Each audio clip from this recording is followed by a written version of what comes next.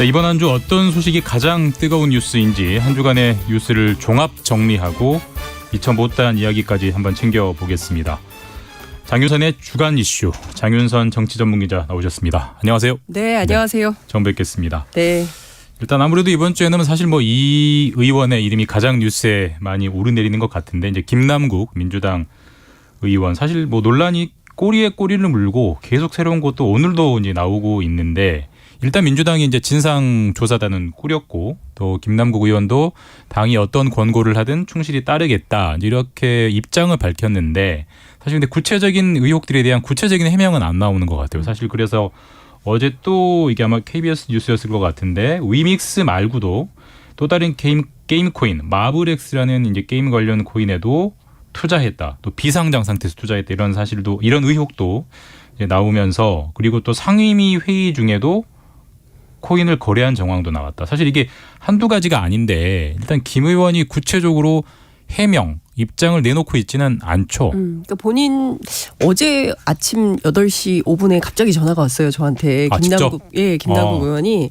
그래서 저도 깜짝 놀랐는데, 어쨌든 본인은 지금까지 그 해명했던, 지난번에 유튜브 방송에 나가서 출연해서 한 얘기, 네. 그 이외에 대해서는 사실이 아니다라고 강변을 하면서 어쨌든 본인이 좀 해명을 하고 싶긴 한데, 당 차원에서 조사 중이니 당신은 말하지 말라라는 얘기를 받아서 직접 해명은 못 하고 있다라고 말은 하고 있습니다. 그래서 네. 제가 어제 오늘 두 차례에 걸쳐서 조사위원들 취재를 좀 했는데요. 어제 오늘 이틀 연속 그 조사위에서 김남국 의원으로부터 자료를 좀 받아서 관련 내용을 팩트를 중심으로 정리를 좀 하고, 일단은 일종의 서면 조사를 하고 있는 건가요? 그렇죠. 대면 조사가 아니고. 예, 서면. 왜냐하면 이게 서면이 중요한 게, 너무 거래 내용이 많고, 처음에는 본인이 이제 LG 디스플레이 팔아가지고 네. 그걸로 이제 전체 그 위믹스에 몰빵을 했다라고 주장을 했는데, 그 다음에 갑자기 전세기가 나오고, 그게 안산만이 아니라 서울에도 있었고, 근데 그걸 판돈으로 또 딴 걸 했고, 그리고 거기다가 이제 마블엑스 9억 얼마짜리가 또 나오고, 그래서 코인 전문가들이 쭉 확인을 해보니까 너무 많은 거죠. 네. 내용이. 그래서 일단 그 자체에서 줬대요. 양식을. 당에서 양식을 주고, 당신 여기에다가 사실대로 기록을 해라. 그래서 말이 아니라 구체적으로 데이터를 가지고 얘기를 합시다, 이렇게 된 것 같아요. 그래서 그 폼을 주고 그 폼에 맞춰가지고 사실대로 이제 적으라고 했던 것 같고, 그래서 관련된 내용을 보니까 지금 그건 사실이 아닌 것 같아요. LG 디스플레이만 있었던 것은 아니고, 또 위믹스 말고 여러 종목을 산 것 같고, 그 중에는 4-5배 오른 것도 있고, 또 빠진 것도 있고, 거기서 합쳐서 또 딴 걸 사기도 하고, 그러니까 굉장히 활발하게 움직인 거죠. 그래서 이 정도면 직업이 코인 업자 아니냐. 사실 국회의원은 들러리 또는 아르바이트 이런 거 아니냐라는 비판도 나오고 있습니다. 왜냐하면요, 처음부터 해명의 일관성이 없었어요. 그리고 맞습니다. 네. 국회의원들이 지금 특히 민주당 의원들이 무슨 얘기를 하고 있냐면, 처음에 얘기를 제대로 했으면 오히려 쉽다, 길이. 근데 처음부터 해명이 꼬였기 때문에, 이것은 지금 나오는 팩트들을 다 종합한다고 한들, 그렇다면 김남국 의원의 말을 진실이라고 믿을 수 있겠냐. 이게 신뢰의 위기로 가버린 거기 때문에 지금으로서는 김남국 의원에게 매우 안 좋은 상황이다라는 얘기를 하고 있습니다. 일단 목표는 그 의총이 일요일에 있어요. 쇄신 의총인데요. 이 쇄신 의총이 열리기 전까지 자료를 만들어서, 일종의 이제 김남국 파일 같은 걸 만들어서 그동안 어떤 내용이 있었고, 사실관계는 뭐고, 관련해서 김남국 의원은 어떻게 해명을 하고 있고, 이것의 진실관계를 따져봤더니 내용이 이렇고, 이런 것들을 할 거라고 합니다. 이제 FIU가 정확한 내용을 알고 있기 때문에 그와 관련해서 검찰 수사나 이런 것들은 되겠지만, 당 차원에서 확인할 수 있는 최대한의 팩트를 확인을 해서 의원들한테 설명을 하고, 그리고 나서 평가, 그리고 토론 이런 게 있을 예정인 걸로 보입니다. 다 떠나서 상식적이지 않다. 그럼 국회의원으로서 이게 맞냐라는 얘기가 민주당 안에서 굉장히 커지고 있고요. 오늘 아침에 정치 신인들이 의원직 사퇴까지 가야 되는 거 아니냐라는 기자회견을 했는데요. 네. 당내에서 어떻게 될지 모르겠지만 최소한 탈당 요구 그리고 내년 총선 불출마 요구까지는 나올 전망으로 보입니다. 일단 말씀하신 그 일정상으로 보면 일단 이번 주 이제 주말에 있는 쇄신의총 지나고 최소한 다음 주는 돼야 진상조사에서 어떠한 형태로든 뭐 그렇죠. 권고든 뭐 발표도 나올 수 있는. 것 같아요. 왜냐하면 이제 당 차원에서는 최대한 이 문제를 빠르게 정리를 해야 돼요. 왜냐하면 지지율도 계속 빠지고 네. 있고 윤석열 정부 1년 평가 뭐 토론회도 하고 뭐 반격도 하고 해야 되는데 김남국 이슈가 다 덮어버렸거든요. 그렇기 때문에 당 차원 돈봉투도 이제는 소소한 이슈가 돼버렸어요. 네. 그래서 당 차원에서는 다른 거 다 떠나서 이게 도덕성과 신뢰, 특히 이제 민주당이 주요 집단이라고 생각하고 있는 20, 30대, 40대, 호남 이쪽에서 지지가 무너지고 있기 때문에 이걸 더 이상 소수방관하고 있을 수는 없어서 관련해서 특단의 대책이 필요하고 요구된다. 그런데 지도부가 왜 이렇게 뜨뜻미지근하냐 이런 비판도 나오고 있습니다. 근데 이게 뭐 도덕성 문제라든지 뭐 공직자 윤리 이것도 아주 중요한 문제입니다만 사실 이제 그 부분을 이미 넘어선 것 같아요. 어제 FIU 원장도 발언을 보니까 형사사건과 관련성이 있다고 보일 때 검찰에 정보를 제공한다. 이런 말을 했고 실제로 이제 검찰이 수사를 하고 있고 수사 결과를 좀 지켜봐야겠습니다만은 그래서 지금 보니 뭐 코인 게이트다. 그래서 뭐 보좌진들까지 모두 다 전수조사하자 이런 사실 이제 김 의원 말고도 다 한 거 아니냐 이런 의혹들이 나오고 있는데 사실 이런 식의 전수조사 이게 가능할 거라고 보십니까? 어려울 것 같아요. 왜냐하면 정승윤 그 국민권익위원회 부위원장이 얘기한 것처럼 옛날에 이제 부동산 전수조사 같은 경우에는 의원들이 제출한 어떤 동의서 그리고 자료를 협조를 받아가지고 진행을 했었다. 그런데 이 가상자산 거래소는 주식거래소하고 달라요. 네. 그래서 동의서만 가지고는 코인 관련 자료를 주지 않기 때문에 뭐 익명성 뭐 이런 것도 있지 않습니까? 네. 그래서 이거 하려면 본인들이 다 개개인마다 전체적으로 다 개인 동의를 받아야 되는데 현실적으로 잘 아시겠지만 되겠냐라는 얘기가 나오는 건데요. 그런데 전수조사가 필요하다고 나오는 이유가 있습니다. 문제는 그 P2E법이라는 것 때문에 그래요. 그러니까 그 코인이 그냥 가상에서만 거래할 수 있는 그런 돈이 아니라 실제 현실에서도 쓸 수 있는 걸로 바꾸는 차원에서까지 해외에선 이렇게 하는데 우리는 너무 그런 게 없다. 이거 관련된 법이 필요한 거 아니냐. 뭐 이런 토론회도 있었다고 했는데 김남국 의원은 본인 참여한 적 없다고 저한테 해명을 했습니다. 그런데 취재를 해보니까요. 2021년 1월 27일 목요일 오후 3시에 국회에서 관련 토론회가 있었습니다.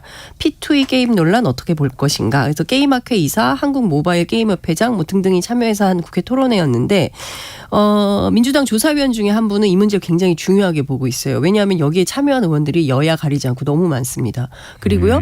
이 안에 말씀하신 대로 국회 보좌관들까지 포함돼 있다면 사실 보좌관들이 일을 많이 하거든요. 이런 네, 토론회 그렇죠. 관련해서 의원이 잘 모를 수도 있어요. 그런데 보좌관들이 실제 이런 내용이 어떤 건지 따져보고 합시다 맙시다 이런 결정을 하는 경우도 있기 때문에 보좌관들까지 전수조사가 필요하다. 왜냐하면 이것은 입법 로비 의혹 때문에 그렇습니다. 만약에 실제로 이 업계들이 입법 로비를 했다고 한다면 이거 굉장히 심각한 문제가 되는 것이죠. 그리고 자기들이 투자해서 돈을 벌었다? 네. 이것은 엄연한 그 이해충돌 사안이 되기 때문에 이것은 철저한 조사를 넘어서는 차원에서의 수사도 필요하다라고 볼 수가 있는 건데 당시의 상황을 정확하게 기억하고 있는 정무위, 국회 정무위 위원들을 취재를 해보면 로비가 엄청나게 많았다는 거예요. 의원실마다 돌아다니면서 업체들이. 근데 사실 대권 업무하는 기업체 관계자들이 있긴 하잖아요. 뭐 삼성도 있고 현대도 민원이라는 있고. 약간 경계선이 있기 애매하긴 때문에. 하죠. 그래서 뭐 공익 로비도 필요하다 뭐 이런 얘기도 있긴 했었는데 여하튼 그런 로비가 실제로 만약에 있었다면 그럼 어떤 의원실은 이거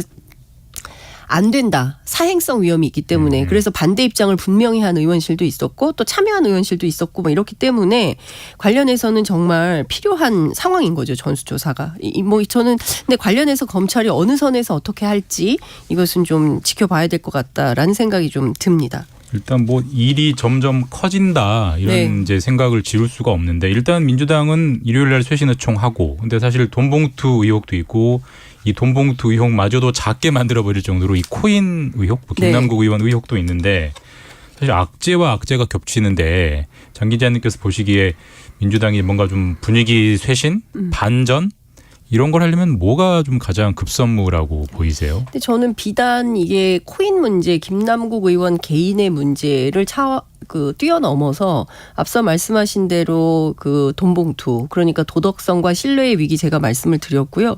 그 밖에도 지금 민주당에 닥친 여러 위기가 있는데 그 중에 하나가 컨텐츠 위기. 콘텐츠 위기? 예, 무슨 얘기냐면 뭐 좀 이따 우리 얘기하겠지만 후쿠시마 원전과 관련해서 이 오염수 대응도 어떻게 할 것이냐, 그냥 비단 집회하고 기자회견하고 반대요 뭐 이렇게 네. 외치는 것은 사실 시민단체들도 할 수 있는데 그게 아니라 정당이라면 실제로 데이터와 객관적인 증거와 뭐 이런 것들 가지고 검증할 수 있는 절차를 밟아야 되는 거잖아요. 근데 네. 그게 아니라 그냥 국회 그 본청 그 계단에서 반대라고 기자회견만 하는, 집회만 하는 시기라면 이게 곤란한 거 아니냐라는 게 내부에서도 좀 지적이 나오고 있습니다.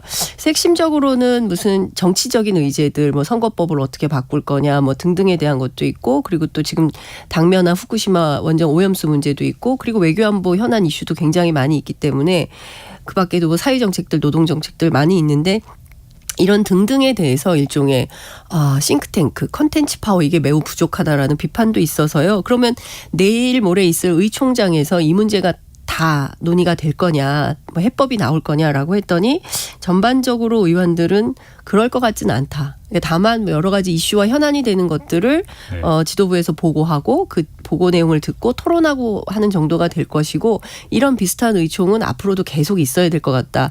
특히 내년 총선 그리고 그다음에 있을 대선을 앞두고 민주당이 정말 수권 능력이 있는 정당임을 국민들 앞에 입증하기 위해서는 관련된 논의가 조금 더 치열하게 진행이 되어야 될 것 같다라는 얘기를 하고 있습니다. 저희가 보통 의총 관련 뉴스를 보면 뭐 쇄신 의총, 뭐 혁신 의총 각종의 이제 수식어는 화려한데 사실 결과물이 별로 없잖아요. 그렇죠. 이번에도 그렇게 비슷하게 되지 않을까 싶긴 한데 어떻게 일단 예상하십니까? 그러니까요. 쉽지 않죠. 제가 앞서 말씀드린 대로 쉽지 않은데 제가 재밌는 얘기 취재하다가 와 이거 진짜 너무 민주당의 현실을 그대로 말씀하신 것 같아서 전화드리면, 이게 김남국 의원 관련해서 조사위원회를 띄웠잖아요. 네. 근데 거기 이제 조사에 참여를 하려면 전문성이 있어야 되잖아요. 그래서 김남국 의원도 외부 전문가들을 불러서 해달라라고 요청을 했어요. 왜 그러냐 하면 내부에 전문가가 없기 때문에 그런 거예요. 그런 코인 그래서 문제를 볼 수 있는. 그렇죠. 예. 그러니까 이제 어떤 의원님은 무슨 얘기하냐면 이건 경제 문제가 아니에요. 이거는 게임이에요.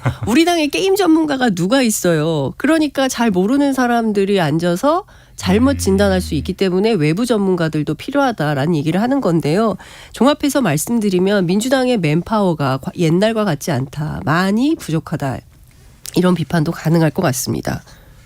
네, 이제 민주당 위기가 뭐 다음 주에도 계속 이어질 이슈 같으니까 일단 다음 주제로 넘어가서, 아까 뭐 콘텐츠 위기 중에 중요한 콘텐츠가 되는 이제 하나, 후쿠시마 오염수 이제 시찰단, 우리나라가 시찰단을 23일에 이제 보내기로 했고, 근데 계속 이제 논쟁이 분분한 게 이 시찰단의 역할이 과연 어디까지냐, 여기에 대해서 한일 양국의 이제 입장이 엇갈리는 게 나오고 있기 때문에 이제 그걸 좀 조율해 보고자 하면서 오늘 서울에서 이제 일본의 외무성 그리고 한국의 외교부 국장급 협의가 이제 열렸습니다. 그리고 오전에 그 외교부에서 미리 이제 일종의 뭐 전략을 소개한 거 보면은 어쨌든 사실상 검증에 가까운 활동을 할 것이다라고 이제 말은 했는데, 사실 이게 일본은 명확히 아니다라고 선을 그어버렸거든요. 이게 협의가 될 수 있다, 혹은 협의가 불가능할 것 같다. 어떻게 예상하십니까? 원자력 관전 전문가들 취재를 해보면 지금 3박 4일 일정인데 하루 이틀 더 늘릴 수는 있겠다, 일정을.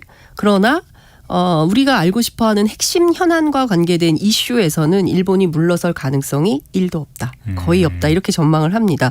그러니까 가서 일본이 보여주는 것만 보고 와야 되는 이런 상황인데요. 어쨌든 정부는 그 오염수 정화 시설이죠. 알프스 다핵종 제거 설비 시스템 가동 상황을 좀 살펴보고 오겠다. 그리고 이거 말고도 해양 방출과 관련해서 설비 운용 방식도 보겠다라고 얘기를 하고 있어요. 근데 이건 뭐냐면 그냥 일본이 보여주는 거 보고 올 수밖에 없어요라고 얘기를 하고 있는 거고, 특히 이제 검증과 관련해서 우리는 검증을 하겠다고 얘기를 하는데 일본은 이미 수차례 검증은 불가능하다고 앞서 말씀하신 대로 얘기를 하고 있는 건데요.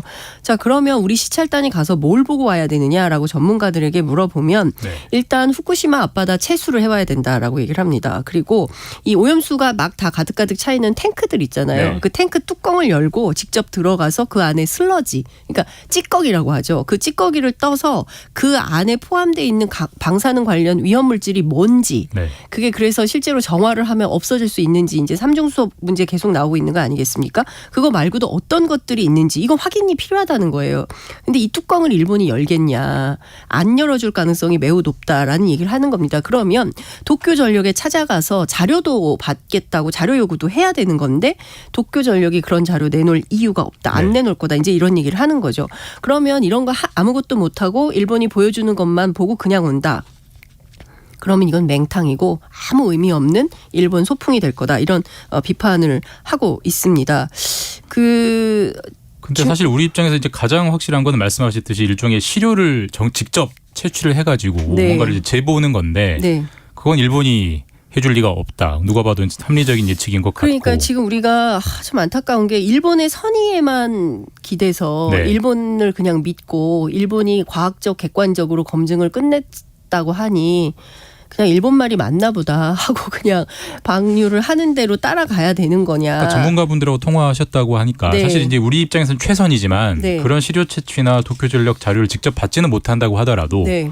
뭐 차선, 플랜 B 이런 거라도 좀 했으면 좋겠다 이런 좀 어떤 전문가들의 주문이나 요구는 없었습니까? 그러니까 이게 핵심적인 거라는 거예요. 어떻게 해서든지 이거를 해야 된다는 어떻게 얘기가 나오고 있고요. 그리고 만약에 이거를 근데 지금 보면 잘 아시는 것처럼 대만도 그리고 이제 18개 태평양 도서들로 구성되어 있는 태평양 도서국가 포럼도 마찬가지고 갔었지만 우리랑 똑같은 프로그램이었고 안 보여줬기 때문에 우리에게도 특별하게 보여줄 이유가 있을까? 오늘 협상에서 그게 어느 정도 진전됐을지는 알 수 없지만 되게 어려울 거다라고 이제 전망을 하고 있는데요. 그러면 우리는 뭘 할 수 있냐? 이제 이게 중요한 포인트인 것 같은데 우선 IAEA 보고서의 문제점을 우리가 분석을 좀 해서 IAEA가 그 일본만 회원이 아니라 우리도 회원국이거든요. 네. 그럼 우리도 요구할 수 있는 거예요. IAEA에 대해서 이게 우리가 용납이 안 되고 우리도 확인할 수 있는 수준의 객관적 과학적인 데이터를 우리도 좀 보게 해달라고 하고 그리고 거기에서 문제점이 있으면 토론하고 방향을 바꿔야 되고 뭐 이런 노력을 해야 되는데 그리고 특히나 전직 그 IAEA 사무총장 일본 사람이었잖아요. 네, 그렇죠. 그 사람이 사무총장을 할 때 얼마나 편파적으로 일본 입장에서 이 문제를 접근했었는지에 대해서 국제사회에 이 내용을 규탄하고 고발할 필요도 있다 얘기를 하고 있습니다. 다른 거 다 떠나서요. 이 오염수 방류 문제는 어떤 중국도 이제 그런 성명을 내긴 했습니다만 그냥 단순하게 한 국가의 이익과 관련된 그런 문제로 보기 어려운 거죠. 왜냐하면 미래 세대의 해양과 관련된 문제도 있는 것이고 당장 우리들의 뭐 수산물 안전 문제라든가 그리고 어민 피해 문제라든가 뭐 경제적 관광을 해야 되는 그런 지역적인 문제라든가 뭐 이런 등등 이슈가 있다는 거예요. 그래서 태평양 도서국가 포럼의 사무총장이 재미있는 얘기를 했는데요. 왜 한국이 적극적으로 IAEA에 이런 문제 제기를 하지 않느냐. 네. 한국이야말로 회원국인데 적극적으로 문제 제기를 하고 키를 바꿀 수 있는 노력을 해야지 그냥 일본이 맞아요라고 하고 넘어갈 일이냐라고 오히려 규탄을 하고 있다는 점입니다. 사실 저도 이제 그 부분이 핵심인 것 같은데 사실 일본이 자발적으로 어서 와서 보세요라고 모든 걸 보여줄 리가 만무하기 때문에 우리 입장에서는 이렇게도 찔러보고 저렇게도 찔러보고 사실 백방의 노력을 다해야지 그나마 조금이라도 뭔가 그렇죠. 확인할 수 있는 거잖아요. 네. 그런 측면에서 말씀하신 IAEA에게 강하게 푸시하는 것도 필요할 거고 또 뭐 중국, 뭐 타이완, 태평양 도서국가들 사실 연대. 주변국들과의 연대도 굉장히 중요할 것 같은데 그렇습니다. 그 연대에 대해서 우리나라가 적극적으로 뭔가를 좀 하고 있는 움직임이 있습니까? 별로 없죠. 그러니까 그 우리가 문재인 정부 때 WTO의 수산물 수입 규제와 관련해서 제소를 해서 우리가 승소를 했었잖아요. 그래서 후쿠시마를 비롯한 8개현에서 나오는 그 수산물 수입에 대해서 금지를 했어요. 그래서 미야기현 같은 경우에는 우리가 거기서 생산되는 멍게의 70%를 한국이 수입을 했었는데 그게 안 되면서 이걸 전부 도쿄전력이 대신 보상해주고 있고 이런 상황이거든요. 그러니까 사실 일본 입장에서 보면 경제적 실익도 세게 걸려있는 이런 사안이에요. 근데 우리는 그러면 어떻게 할 거냐. WTO 때처럼 제소를 하거나 방류를 막는데 원천적으로 노력을 해야 되는데 뭐 확인하기 전에는요. 근데 우린 지금 그걸 못하고 있는 이런 아쉬움과 안타까움이 있는 건데요. 정부가 보다 더 적극적으로 얘기를 해야 되는데 이 중국 같은 경우에는 얼마 전에도 또 논평을 내고 그리고 성명도 발표하면서 본인들의 입장을 세게 얘기를 하는데 일본에 대해서 이런 얘기를 합니다. 일본이 다른 국가 뭐 태평양, 뭐 대만, 우리 뭐 포함해서 다른 이해관계자들과의 충분한 협의 없이 일방적으로 해양 방류를 선택을 했다. 이것은 전 인류와 다른 국가의 위험을 전가하는 이기적인 행위다. 우리는 결연히 반대한다라는 얘기를 하고 있고요. 대안으로 엄청 세네요. 예, 네. 일본은 모든 이해관계자와 그리고 관련 국제기구가 해양 방류 방안의 안전을 확인할 수 있을 때까지 방사능 오염수의 해양 방류를 개시해서는 안 된다라는 분명한 입장을 밝히고 있습니다. 그리고 또 이런 얘기도 하고 있어요. 지금 이렇게 객관적이고 과학적이고 투명하고 안전한 방식으로 일본은 반드시 이 오염수 문제를 처리를 해야 되고 그리고 아예 얘기하는 것 같아요. 엄격한 국제관리 감독을 수용해야 된다. 그러니까 국제사회가 들어가서 관리 감독할 수 있도록 일본이 허용해야 된다. 그거 안 하면 이거 방류 못하게 해야 된다라는 분명한 입장을 네. 밝히고 있습니다. 그러니까 주변국들이 보기에도 한국 정부가 뭔가 좀 소극적이고 네. 뭔가 좀 꼬리를 내리는 것 같고 이런 이제 이 모양새가 그쪽에서도 보인다는 얘기인데 네. 사실 그게 이제 아마 그 한미일이었던 연대, 한미일 동맹 강화 이런 부분과 결국은 관련이 있지 않을까 이제 예상이 되는데 사실 그런 부분에서도 의미 있는 뉴스가 나왔어요. 일본 요미우리 신문 보도긴 한데 이번 한일 정상회담에서 다뤄진 게 이제 한미일 안보 공조 강화였잖아요. 그리고 윤석열 대통령이 한미 핵협의 그룹에 일본의 참여를 배제하지 않는다. 그러니까 일본이 참여해도 될 것 같다. 이런 이런 움직임이 나오면서 실제로 이제 12달 19일부터 21일까지 G7 정상회의가 열리고 거기서 한국과 미국, 일본이 북한의 미사일 경보 정보를 서로 실시간으로 공유할 것 같다. 이런 보도가 나왔지 않습니까? 이게 네. 어떤 맥락에서 어떤 의미를 좀 가지고 있는 보도라고 볼 수 있을까요? 예, 제가 최영일의 시사본부에 오기 위해서 취재를 엄청나게 많이 네, 그러시네요, 진짜. 외교안보 전문가들까지 오늘 싹 다 취재를 해가지고 왔는데요. 감사합니다. 뭐냐 이게 왜 이런 걸 하느냐라고 물어봤더니 이것은 분명한 시그널이다. 무슨 시그널? 한미일 간의 MD 미사일 방어 체제를 구축하겠다는 선언으로 이해를 해야 된다라는 얘기를 하고 있습니다. 원래요 한미 간에는 MD 체제가 구축이 되어 있어요. 근데 일본을 여기 왜 끼지? 이제 이런 생각을 할 수 있을 것 같은데요. 이제 과거에는 그러지 않았었거든요. 근데 이게 자꾸 이제 한미일 군사 안보 협력 체제로 끌려 들어가는 느낌이 든다. 이제 군사 전문가들은 이제 그런 평가를 하고 있는데요. 우리 군이요 지난 수십 년간 기본 입장을 그러니까 적의 개념을 유지를 하고 있는데 현재의 위협은 북한, 미래의 위협은 일본이라는 겁니다. 네. 일본이요 미래의 잠재적 위협으로 간주가 된다는 거예요. 왜냐? 영토 때문에 그런 거죠. 영토 문제 때문에 독도 얘기하는 겁니다. 독도 문제 때문에 언젠가는 맞붙지 않을 수 없는 잠재적인 적이 어디냐? 일본이다. 우리 군은 이렇게 보고 있다는 거예요. 그런데 그런 나라하고 군사동맹 이게 가능한가라는 것이 진보 정권, 보수 정권 할 수 없이 군에 일맥상통하는 기조였다라는 얘기를 하고 있습니다. 그래서 자꾸 이 MD에 일본이 들어오는 문제에 대해서 군 내부에 불만은 많지만 군이라는 것은 뭐 검찰도 마찬가지지만 상명하복 조직 네. 아니겠습니까? 그래서 국군통수권자인 윤석열 대통령이 이런 입장을 정했기 때문에 어쩔 수는 없지만 내부에 불만은 많다라는 얘기가 나오고 있고요. 그리고 그러면 이제 G7에 가서 한미일 군사 협력 체제를 공고화한다는 방식의 어떤 선언이 나오게 된다면 그럼 우리는 어떤 변화가 있는 거냐라고 물어봤어요. 그랬더니 일단은 일본한테 미사일 정보를 실시간으로 주게 된다는 겁니다. 어떤 식이냐? 상주 사드 배치돼 있잖아요. 예. 관련된 정보를 실시간으로 일본 자위대에 준다는 거죠. 이지스함 움직임 어떻게 되느냐 이것도 실시간으로 일본 자위대에 준다는 겁니다.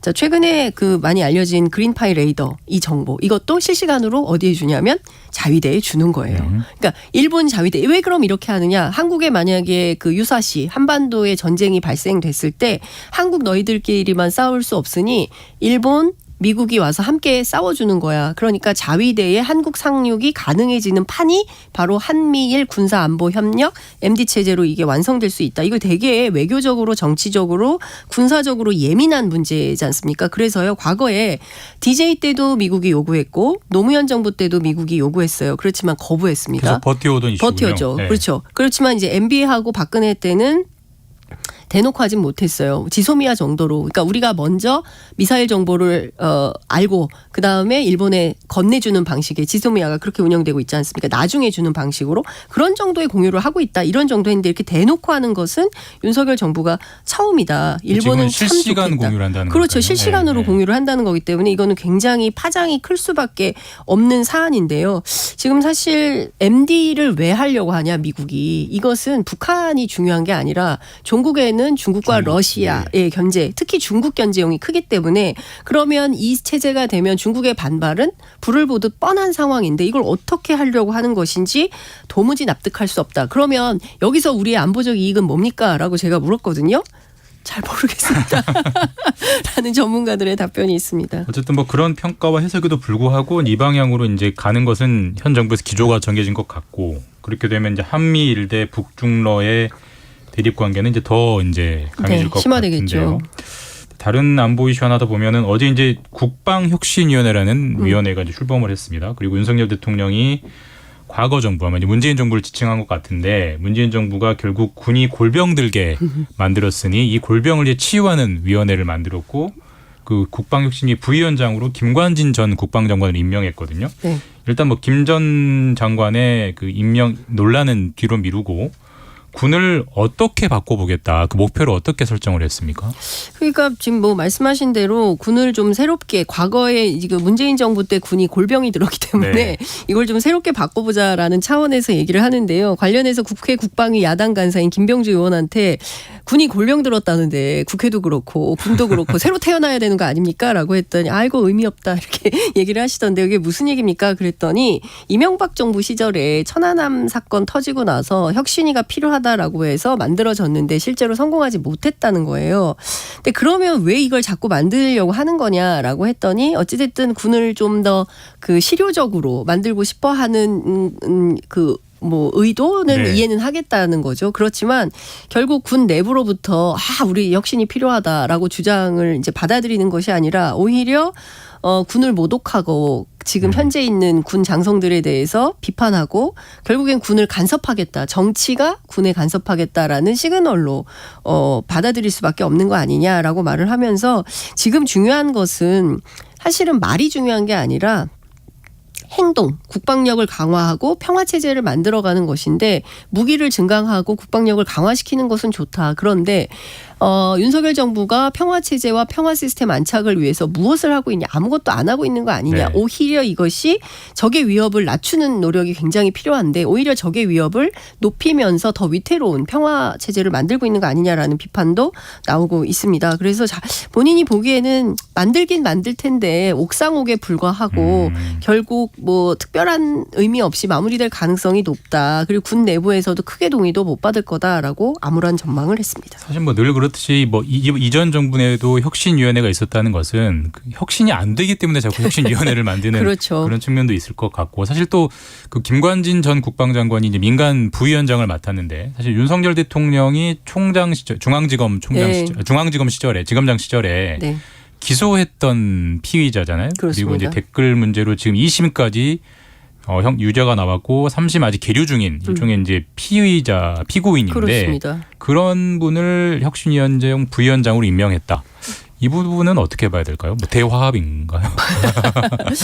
대화합이라고 하기에는 그 심각한 거죠. 사실은 재판도 아직 끝나지 않은 분이고 그리고 무엇보다 이분이 뭐가 문제냐면요. 2012년 총선 대선 때 군 사이버 사령부 부대원들한테 당시의 정부 그다음에 새누리당 지지하고 야당을 비판하는 댓글 9,000개를 작성하도록 시킨 그런 지시한 혐의로 군 형법상 정치관여 직권남용 권리행사 방해로 재판받아서 항소심에서 징역 2년 4개월 유죄 받았거든요.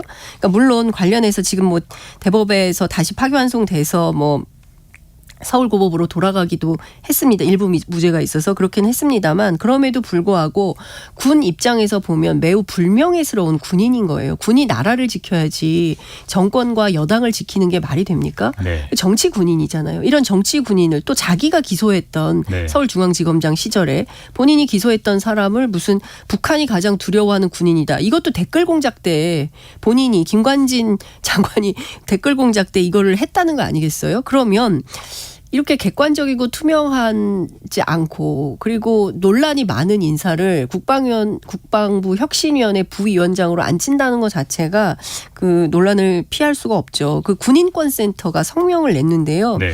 김관진 씨는 사이버 사령부를 정권 보위를 위한 댓글 부대를 만들어서 운영하게 한 장본인이다. 그리고 2017년 구속까지 됐던 사람들이다.